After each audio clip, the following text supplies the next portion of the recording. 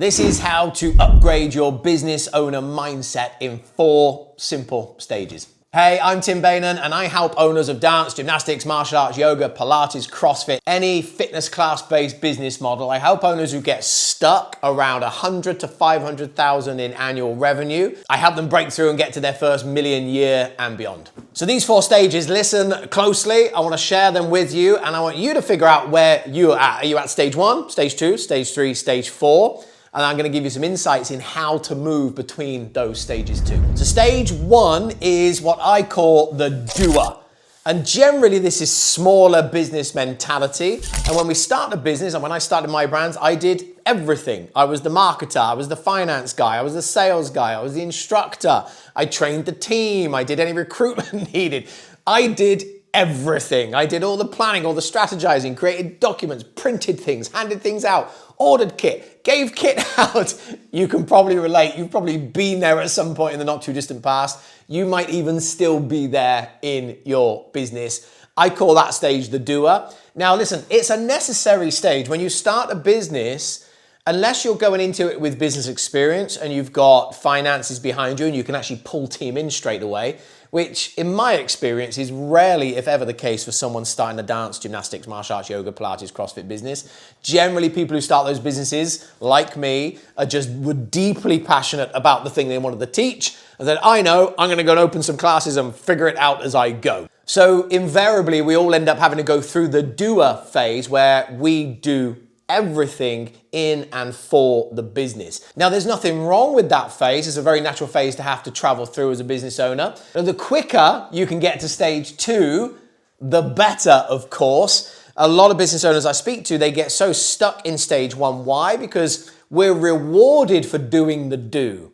When we show up and we do everything and all of a sudden we're turning over 100, 150, 200 grand a year in our business and we've got a decent income and we've got this business and we've got students that love coming in and training with us and learning from us, we're being acknowledged and rewarded for being the person that does everything, which is why small business owners very often find it hard to let go because the very thing they've been rewarded for is now the thing they have to release and shift and change their identity and start letting go of different pieces of the business so that they can move up to stage 2. So stage 2 then, I call the manager. So as a business owner, you've had the foresight and the understanding. Maybe it's come from pain, which is often the way. We often make our changes because we experience so much pain in business, where you've been doing everything for so long that you're burnt out, exhausted, overwhelmed, can't have a holiday without picking up your phone 89 times through the week, waking up in the middle of the night thinking about admin tasks that you forgot to do and members that need communicating with and problems that need solving. And we go to enough pain that eventually we move to stage 2, which is the manager, which is now where, and it's a very important transition to make, where we start bringing people in. Sometimes it might be part-time. They might do 5 hours a week, 10 hours a week. They might get paid. We might be able to bring someone in to work part-time without pay if we've got very little resource in the business in the early days. But we start to bring team members in and we start to manage those team members. Okay, you over there, you're going to go and take care of the kit for me because I can't have another conversation with another human being about clothing and equipment for our business. Please go and run that. Here's how you run it. Here's the simplicity of it. Go. And we let someone else take that. And then we go over here and say, right, I can't teach all these classes anymore. You there, you're ready to teach now. You go and run. I want you to run that class, and that class. So I free up time to do other things. So we just start managing the to-dos and tasks of the business so that we can have people take things off of our hands so that we free ourselves up to move on to stage 3.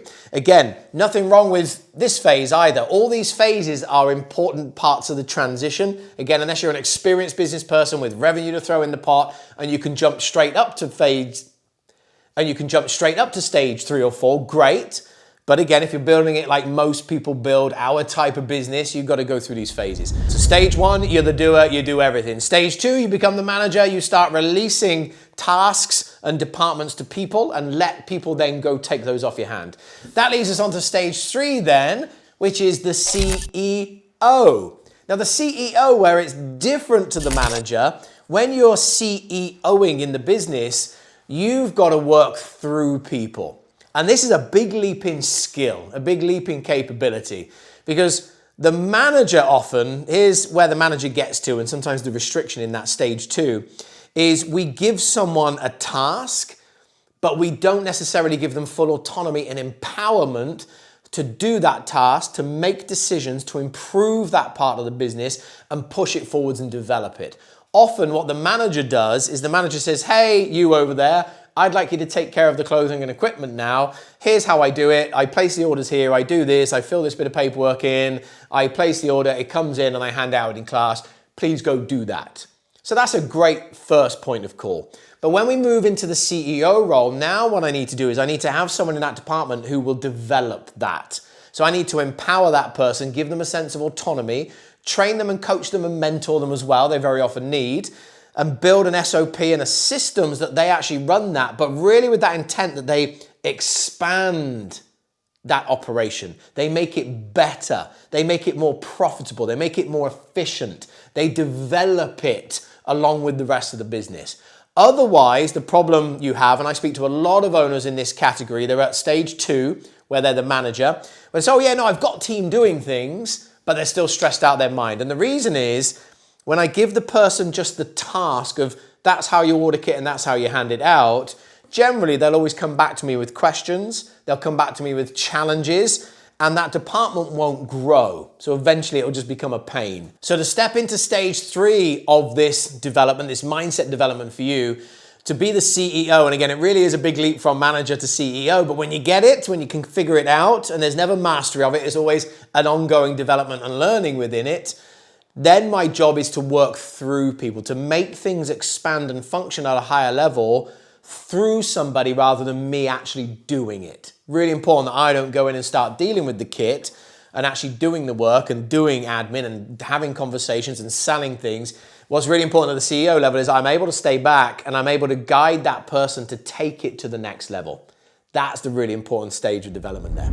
And that takes us on to the 4th one then, the owner.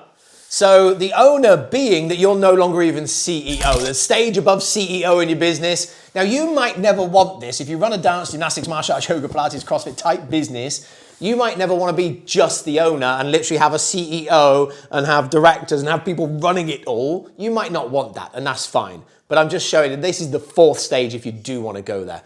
You might be quite happy hanging out in the kind of manager CEO type area for your business. Fabulous, whatever works for you.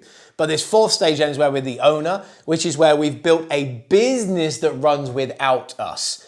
And even if the intention for you is not to not be part of your business, I can tell you from listening to a lot of the best business people in the world that they would all implore you this same message. Still build it to a point where you could step out if you want to. The reason being is you build a machine, you build a proper business that doesn't rely on little old you to make it grow and evolve and work and function. Because all the time it relies on you, that remains a stressor for the rest of your life. You never get out from under the weight and the pressure and the responsibility and the stress of making sure that the business is continually going. And so you never get to enjoy that sense of business ownership. You want to be able to get to a point in your business where you could go on holiday, go traveling for 3 or 4 months, and the business will still, everything will function and it will still grow and develop and work whilst you're away without you having to make any phone calls, jump on any Zooms. And again, you might not want to be away from your business, but that's the sort of business you want to build. So there's the 4 simple mindset stages. Comment below and let me know which one you are. Are you in stage 1? Again, no shame with it. It's a stage we've got to go through. Are you in stage 1 where you're doing everything? Are you in stage 2 where you are now managing a few part-time or full-time people and they're kind of doing tasks? Are you in stage 3 where you're more CEO and you've got people actually out there doing the work and building and growing and evolving the thing and you're working through them?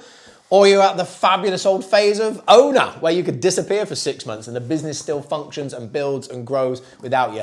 Pop a number 1, 2, 3, or 4 in the comments. I'd love to see where you're at. If you want any more trainings like this, then hit the subscribe button here. Also, come follow me on Instagram if you want daily inspiration. I'm on Instagram multiple times a day, tim.baynon, B-E-Y-N-O-N. Come follow me there, and I will see you on the next training. Take care.